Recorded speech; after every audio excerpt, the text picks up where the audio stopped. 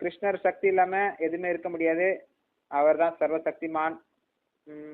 அவரோட சக்தி இல்லாம அசையாதது எதுவுமே இருக்க முடியாது.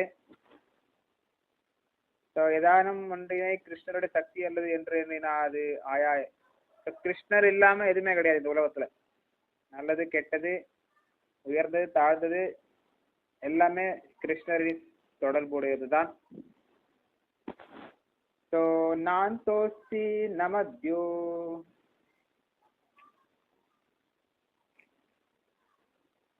எதிரிகளை வெல்வோனே, என்னுடைய தெய்வீக தோற்றங்களுக்கு எல்லையே இல்லை.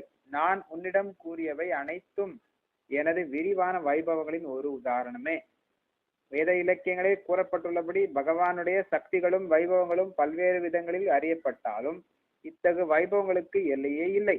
எனவே வைபவங்களையும் சக்திகளையும் பூரணமாக விளக்குவது இல்லாது.